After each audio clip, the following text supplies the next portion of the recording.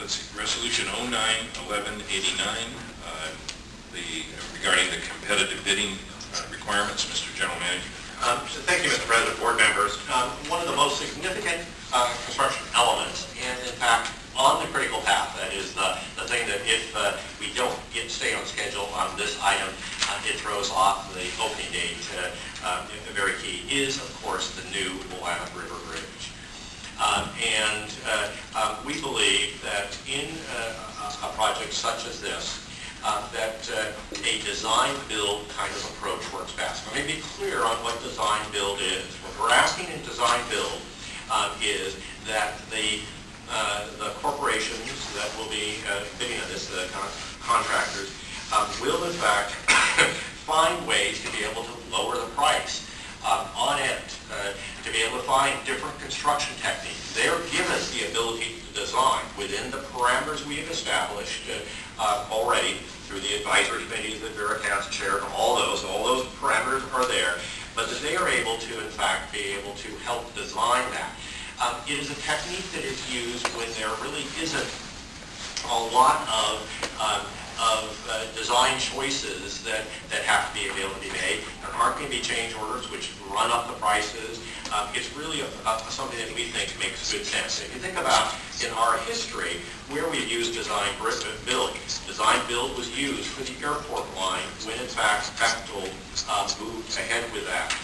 The long bridge really from interstate on the interstate alignment from Kenton all the way to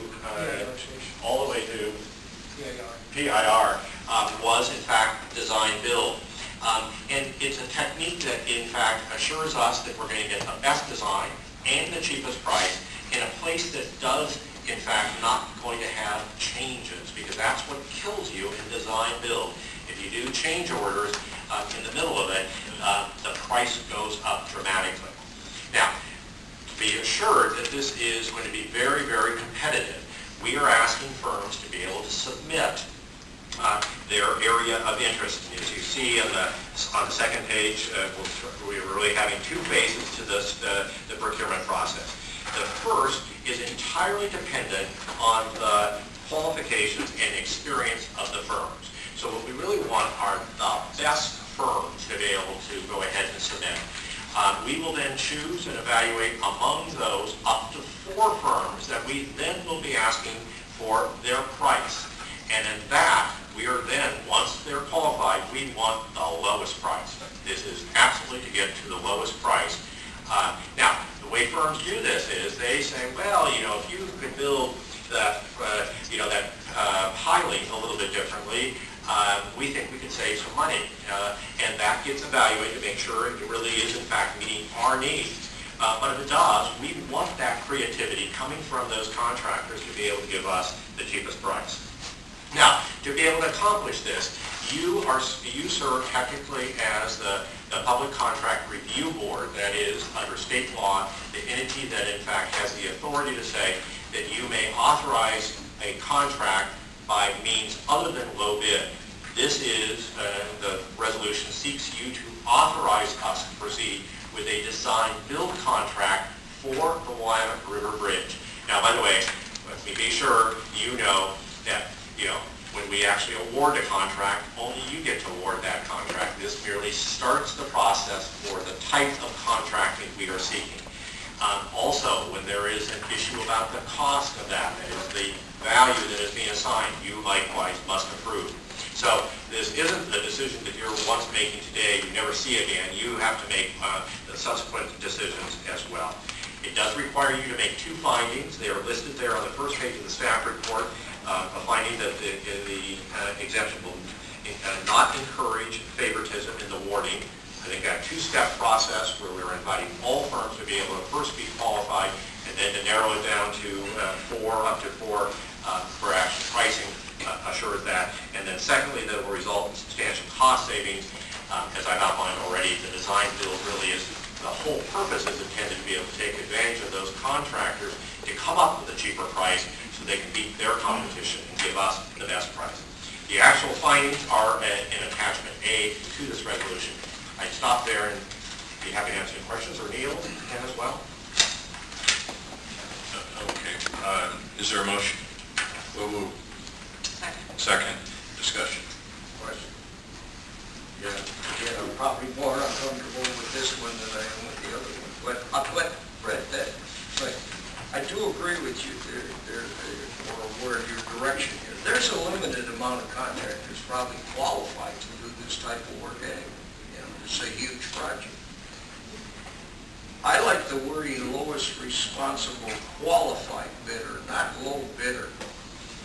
Low responsible qualified bidder fits much better to me than saying we're going to look at a low bidder, because I do agree with you, Dale. A low bidder can find a way to bid low and then come in with cost overruns and make up for the differences. Take that away from another contractor, and I've been uncomfortable with that for years. I mean, in private construction also. There in this, there's something called the appointment of an unbiased evaluation committee. Who is this? Neil? Who would this be?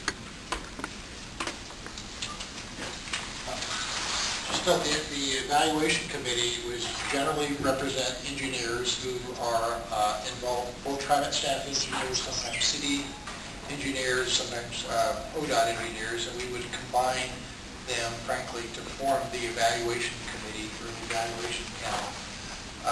And that would be appointed by either me or the general manager.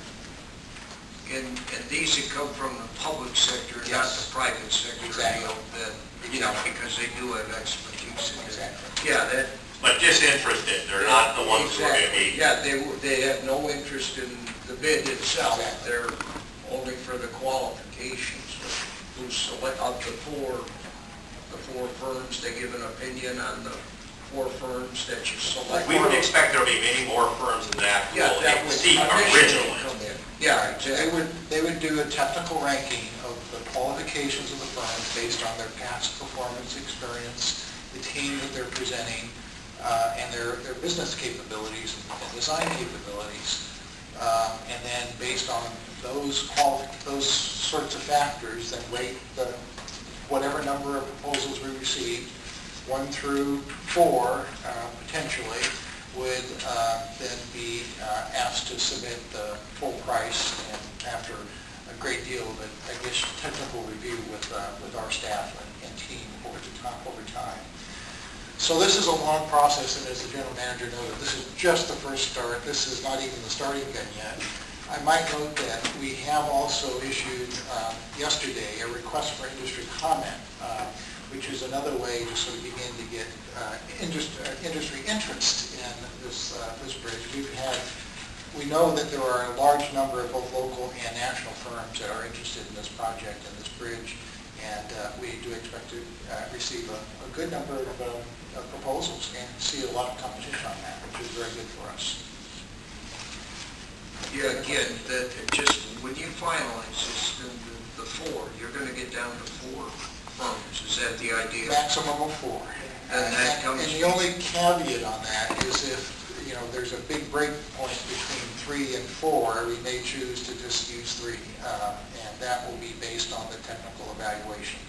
For example, if everybody's an A and the 4th one is a C, there may not be a reason to include the 4th one. But that would just be pending the technical evaluation from the advice committee that we discussed at the outset.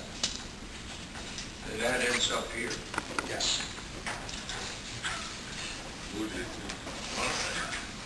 Okay, motion second, no further discussion. All those in favor? Aye. Opposed? Resolution is approved.